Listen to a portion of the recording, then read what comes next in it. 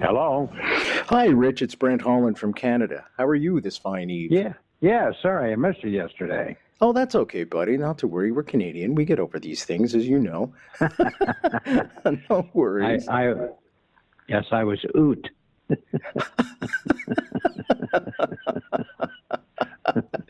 Okay. Yeah. How did you the get people over that come up to me at the people that come up to me at my show, at the Tropicana from Canada, especially the older ones, you didn't do Diefenbaker. You didn't do Louis Saint Laurent, somebody said the other night. I said, God, did you think I was in my hundreds? By the way, happy belated birthday. I know it was on the 28th of November. Well, we forget about that. Yeah, me too at this age. Trust me on that. Yeah. I was making a joke the other day that, I couldn't remember somebody's name. And I was saying that as you get older, you have to go through all the flip cards, and there's more flip cards now to get through. Mm-hmm. Okay. Are you good to go, Rich? Yeah, I'm good to go. I'm just writing a song for Willie Nelson here. So, just came along at the right time. I'm writing a parody. Do you want to tell us a little bit about that before we get going there? Well, it's an old Sinatra song, and what was it? I haven't got the words here, but anyway, no. What was it? What's the first line? What's the first line of the song, James? I took a trip with cocaine, and I thought about you. Full of hooks, folks. Full of hooks. Anyway, I'm always fiddling around with things. But anyway, we can go. Yeah, anytime you want. Okay, we're gonna go in 5, 4, 3, 2. What comes after 2, Rich? Well, ask Lawrence Welk. A 1, a 2, and a 4. Welcome to the show, everybody. We got some fun for you tonight. Rich Little is here. How great is that? Canadian icon, of course, Ottawa boy, and we're very proud of him in Canada, of course. He's been on the Johnny Carson Show. He hosted the Johnny Carson Show. His epic work, Christmas Carol, is legendary.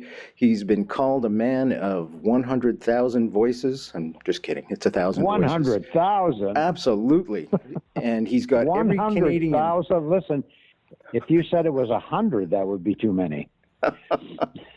Okay, so listen, I just found out, Rich, that you've become finally an American citizen in 2010. That's right. Well, dual citizen. Dual citizen. So congratulations. I wouldn't give up my Canadian citizenship, but well, we're very happy to hear that. So I have to ask you this on behalf of 35 million Canadians. Which half is American, the top, and which half is Canadian, the bottom?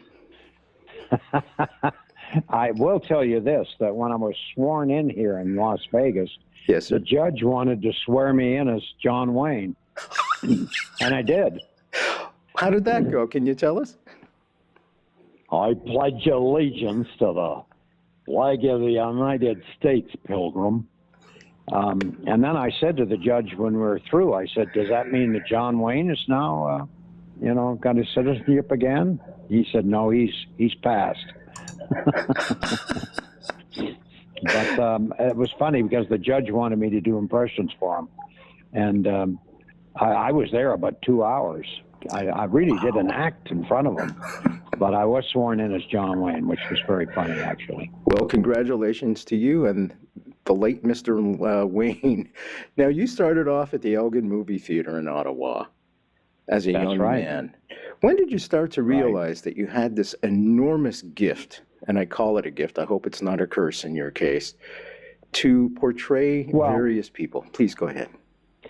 When I started imitating teachers, and it got such a great reaction from the other students, I knew I was on to something, because it was one thing to imitate the teacher, but to have the teacher ask me a question and answer them in their voice and the wrong answer, you just got a lot of laughter, And the teacher got wise to it finally and put me at the back of the class and never asked me anything again. They were afraid of me, and that was fine too. I just sat back there and read comic books, Well, you and I have that in common, because whenever I'd walk into a classroom, I'd get Holland, get out, or the back of the class, so I understand exactly what you're saying, my friend. You also won the Eastern Ontario Drama Festival in Deep River, of all places. Deep River, you're right. Boy, you've done some research. That was Bus Stop for the Ottawa Little Theatre. Wow. Bo Decker. Congratulations. And it's interesting because, you know, I played that character in Bus Stop, and Don Murray was the actor that played it in the movie with Marilyn Monroe. Yeah. And I met Don a couple of years ago and at some function, and we talked about that. And I said, Don, I just imitated you when I played that part, because I remembered you from that movie. And he said, my gosh, I'd love to have seen that. And I said, no, I was just doing you, one of my first impressions. And I won the Eastern Ontario Drama Festival Award. And I remember getting up on stage and thanking you. And he was just overcome with the whole story. Well, you know, Rich, as you know, Deep River's right near Chalk River, where we have the nuclear plant. So I have this theory that perhaps there was some leakage going on when you were there. And this has led to... Could be. Okay. Could be. I remember that. And, you know, I was a teenager, but I remember leaping on stage from the audience. I didn't even go up the steps. Just leaped right up like Bo Decker would. You know, he was kind of a rambunctious cowboy. And I remember jumping up on stage, darn near missed the edge of the stage. Thought I was going to be impaired. But luckily I made it to the podium and got that award. I still have that award. Congratulations, Mazel Tov. Yeah, fantastic. Still there after all these years. When did you want to make the leap from acting to comedy? Well, you know, I never really thought of myself as becoming a comedian, really. I just did impersonations. You know, I started, as I said, doing the teachers, and then I did local politicians.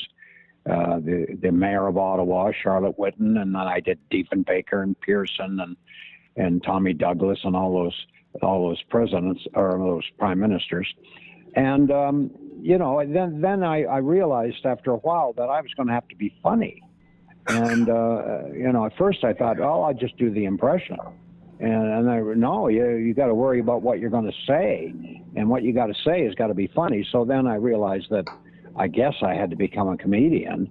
And then I was lucky later when I did all those variety shows in Canada and then in the States that there were writers on these shows who gave me material. So that helped an awful lot, you know, and I kept a lot of that material, and I still have it today.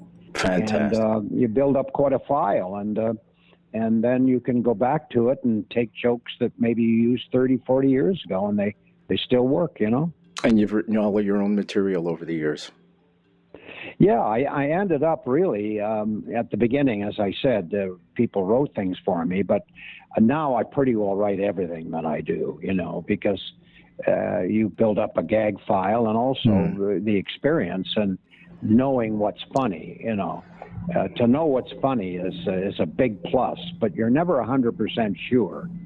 I mean, even Bob Hope and Milton Berle aren't totally sure it's going to work. But it's trial by error is what it is, you know. You just try something out in your show, and if it doesn't work, you take it out and try something else, you know. So now, I'm doing that all the time. Over the years, you've put together a hit list, if you will, of, you know, I think of a band like Chicago or a Canadian band, the Guess Who or something. They have their greatest hits. You also have a greatest hits, and you're putting together a brand new show called Little by Little. Can you tell us a little bit about that? Well, this is the show that I'm doing right now at the Tropicana Hotel 5 nights a week in Las Vegas. Wow. I've been there over a year. And I'm doing a mini sort of history of my career. And I do, you know, I imitate Dean Martin and Frank Sinatra and John Wayne, Jimmy Stewart, Jack Benny, George Burns, all these wonderful people that I knew and worked with. And then after I do the impression, I show me with them, the real person, and use a lot of clips from shows I've done. Oh, and then also I show a lot of my sketches because I've been doing portraits since I was 15 years old. Charcoal. And I've got hundreds and hundreds of them. So I put a lot of sketches in my show too, of the people that I imitate. So it's a mixture of me doing the impression, the clip from a TV show, and then my sketches, and that's what my show is. Boy, that sounds fantastic. A trip down memory lane, so to speak.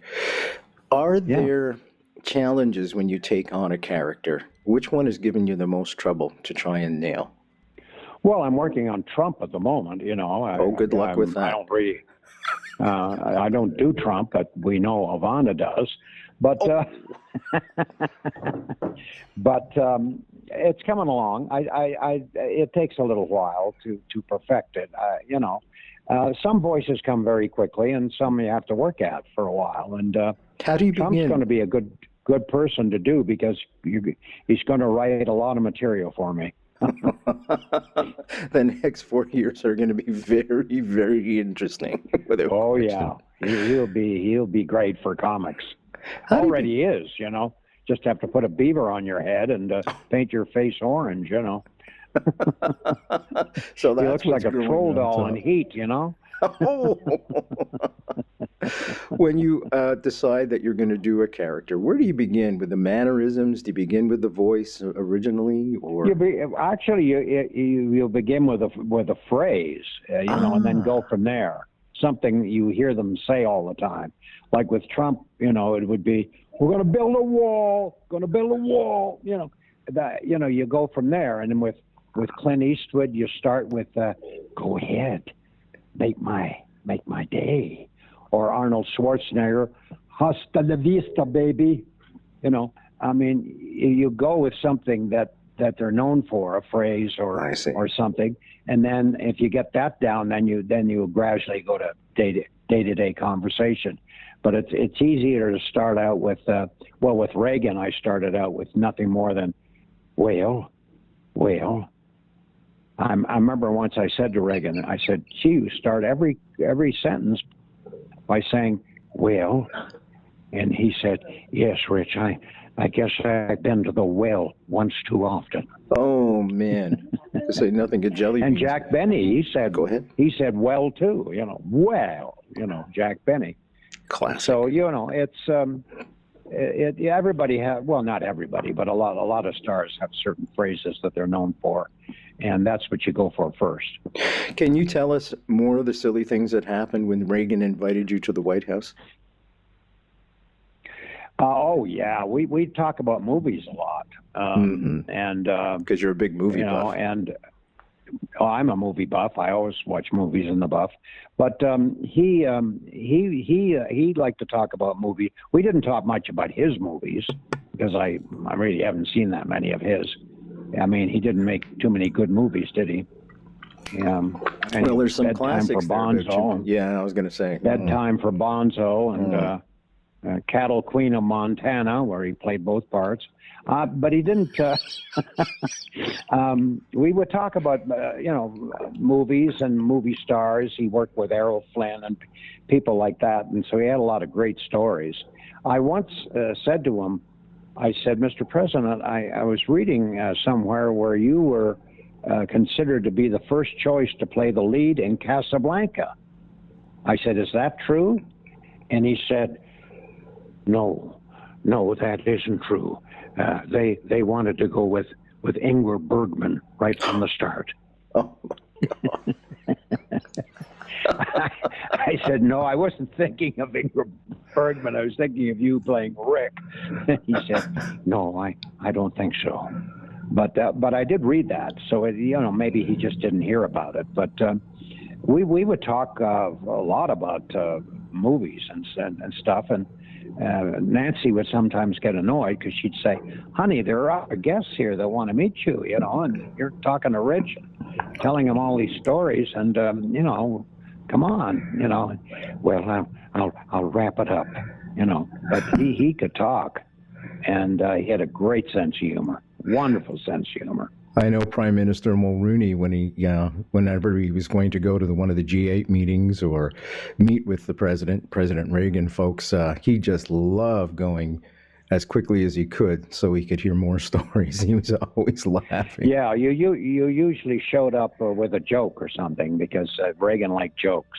Big time. And he once did Truman Capote for me. Which Get threw out. Me. Can you do Ronald he Reagan did. doing Truman Capote? Let me think. It wasn't bad, actually. You know, he did his Jimmy Stewart, which was fair, and then he did his John Wayne, and it wasn't that great. But his Truman Capote wasn't bad. He did, my name is Truman Capote, and, you know, a lot of people think that I wrote in cold blood, but that's not true. I wrote in ink. Oh. I thought that was pretty funny. That is good. I said, have you tried this out on Gorbachev? And he said, no, do you think, I think Gorby would like it. And I thought to myself, I don't think he better do Truman Capote for Gorbachev. That might start a war, you know. The wall would never have come down, I think, had he done that. No. Watching Reagan go downhill a bit was kind of sad, you know, because he did die of Alzheimer's. I didn't see him at the end, but I could tell that his mind wasn't as sharp as it was. And how did you feel the day of the attempted assassination? Oh, that was a very rough time, very rough time. And I can remember he phoned me. I was up, he had that operation done up in Rochester, New York. And I was in Rochester doing a show, and he phoned me at 6:30 in the morning because he was an early riser. And I remember he woke me up at 6:30 in the morning, and I thought it was just somebody doing their impression of Reagan for me. And I said, listen, buddy, it's 8:30 and there's 6:30 in the morning. I don't know who you are, but that's a terrible Reagan. And I hung up on him. And it was really Reagan. And his press secretary phoned me back and said, gee, you're a little short with the president. I said, you're kidding me. That was Reagan? Yes. Oh, my God, apologize, please. I thought it was somebody doing a bad impression. Wow, what a story. Now, you've done a lot of great impressions of presidents over the years. I know you did JFK. Did you start doing JFK before November 22nd, 1963, the assassination? I did, yes. Oh, I did an album. I did a takeoff on A Christmas Carol for Capitol Records called Scrooge and the Stars was the name of it. Okay. And I remember I had JFK play The Ghost of Christmas Past. Oh, my. And, and there was a line in there that said, my time upon the earth is very brief. And I thought, wow, I can't release that, you know. So I remember I went back and replaced it before they printed the recording and changed JFK to Lloyd Bridges. But there are still some copies out there with JFK playing The Ghost of Christmas Past. But it was just around that time that he was assassinated that album came out. Did you maintain doing JFK after the assassination? And the reason why I ask that is because how do you approach something like that and keep the dignity and not make a mockery of it, of a person? Well, the only thing you can do when somebody is assassinated or dies tragically, you can't do them humorously. That would be in bad taste. But you can do a tribute to them. You know. Yes. Okay. You could do something serious and something heartwarming, and that would work. But you can't really do a joke with somebody that's been assassinated and. Or somebody that's just passed on, you know, it's just not good taste. But as I said, you can do a tribute, and I've done that with many people over the years. You know, I just saw a great movie with you in it. It was called The Night Shift, where you played Johnny Carson. Can you tell us some great behind-the-scenes stories? Was he ever angry with you? No, Johnny was never angry. I mean, well, he could be. During the commercial, he might have a few words with his producer that I didn't really get to know him that well. The only time I would ever talk to him was during the commercial. And other than that, nothing. And, he didn't socialize with many people. He didn't have many friends, but he was the best. I mean, he was the best host I've ever seen in my lifetime. There'll never be another host like Johnny Carson. He was so fast and so witty and so boyish and friendly and you know, and so good on the show. But in real life, he was a loner. Not like Dean Martin. Dean Martin Rose. That's right. That was a lot of pressure there, too, because of all the great people that were on there with you. I mean, when you got up at a Dean Martin roast and you looked to your right and you saw Jack Benny and George Burns and Lucille Ball and Orson Welles, and I mean, you know, I mean, it just went on, and you're saying to yourself, I'm performing in front of these people? Holy mackerel, you know. Can you tell us a little bit about the great work you do? And there's one, the Rich Little Special Care Nursery at Ottawa Civic Hospital. Can you tell us about those? Yeah. Well, the special nursery at the Civic Hospital, that was built because of Frank Sinatra. We did a show in the 70s in Ottawa, and everybody turned out, and we made over $1 million.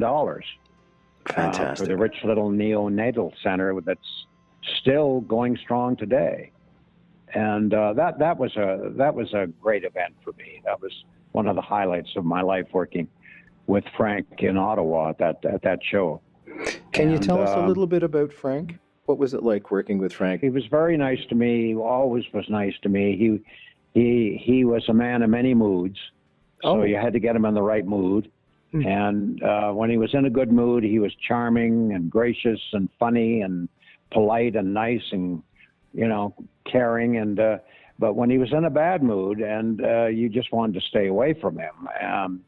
And I never really saw that side of him, but it did exist. Of course, when he came up to Ottawa and met the Prime Minister, Trudeau, Senior, and the mayor and all the dignitaries in Ottawa, he couldn't have been nicer.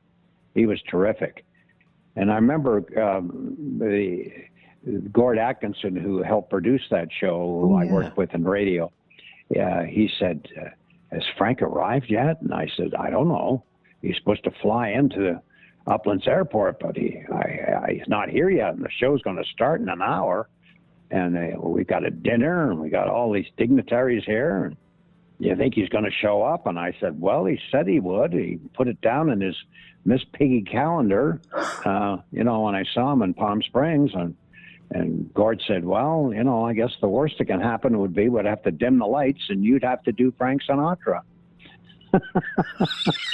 But he showed up. He did. He showed up. Boy, I tell you, that was a relief when we saw him walk in the door. Oh, my God. That would have been a disaster. Had he not shown up. I wouldn't have been able to do Frank Sinatra in front of all those people. And I know Reagan loved you because he once said something to the effect that you do him better than he does himself. That's right. He said that to me one time. You do me better than I do, Rich, so you should become president. I said to him, well, I thank you, sir, but I first of all, I could never be president. I'm Canadian. He said, I know, but I can fix that. And he probably could have, too. That's what he said. When you're doing somebody, Frank Sinatra, when you're doing somebody that can actually sing, and I know you do Frank Sinatra and you sing, how is your own voice? I'm not really, as Rich Little, a great singer.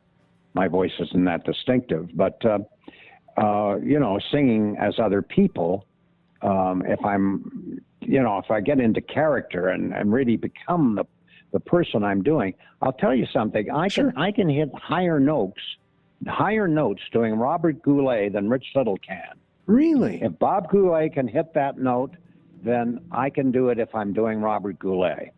That's total concentration. That's totally becoming the person that you're doing on stage.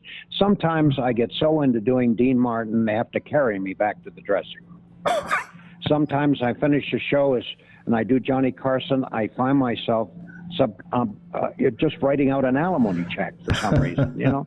It's just becoming the person you're doing and believing that you are them, you know? I compose music for television and film and ABC and NASA and all those guys. And I just finished a wonderful Canadian version of A Christmas Carol musical with Colin Baker in it. He used to be he was a Doctor Who in the 70s, and it's wonderful.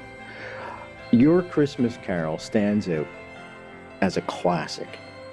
What gave you the idea to take all these incredible people in character and insert them into A Christmas Carol? Well, it's a perfect vehicle for me. And I remember I saw the movie, the first movie that came out, the English version with Alistair Sim, which is still the best version. Saw that in 1950 with my father. And I just loved the story. And I thought to myself, with all these different spirits, you know, showing up and all the different things that Scrooge does before Christmas morning and all the people he meets and everything, this would be perfect for me because I could cast different people in different parts. And the first version I did was Scrooge and the Stars that I mentioned earlier, and I had Jack Benny playing Scrooge. And Jack Benny seemed to be good to play Scrooge, only that he was cheap, but Jack was much too lovable. So then the next time I did it, I did W.C. Fields as Scrooge, better choice. And I've done it as a stage play. I've done it on a 3-minute version on the Ed Sullivan Show. And that's funny in itself. I did the Christmas Carol on the Ed Sullivan Show, and Ed gave me 3 minutes. Before the show, I said, Ed, 3 minutes to do A Christmas Carol. There's no way I can do that. It's impossible. I don't have the time. You know what he said to me? No. Well, why don't you take the spirits out of it? Oh. Take the ghosts out of it. I said, what? Or cut Scrooge. I said, cut Scrooge? I said, Ed, if I cut Scrooge and the spirits, there's no story. Well, you'll figure it out.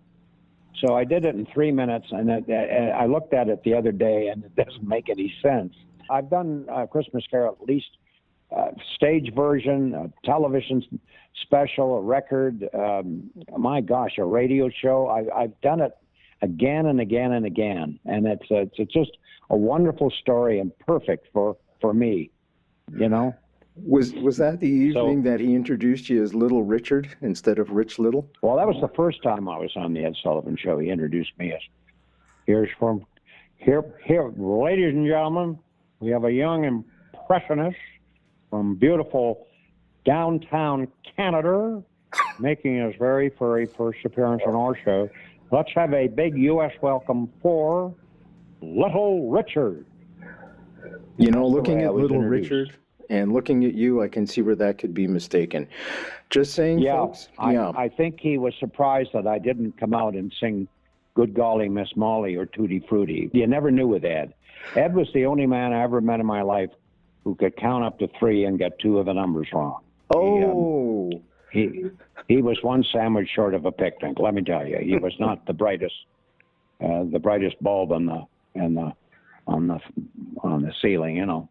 But it was a great show to do, Ed Sullivan, because everybody watched it. Everybody watched it, myself included. Yeah, nothing else to watch. I grew up in Montreal, and I now make Kingston my home. Yeah, I've got a cousin living in Kingston.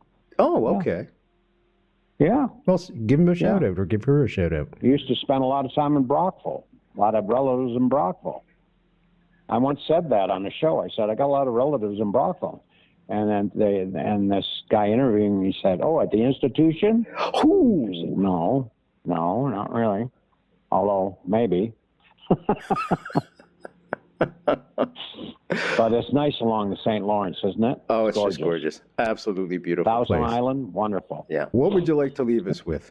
I'd like to leave you with the thoughts that you could have a great Christmas and be nice to your fellow man and think of others and do the best you can. I think that's a perfect way to end it. I want to thank you so much for taking the time out of, I know, what must be a busy schedule for you. And Rich Little, folks, www.brenthollandshow.com. There you will find a link to purchase his book and also a link if you'd like to get tickets to his show, Little by Little. Thanks, Brent.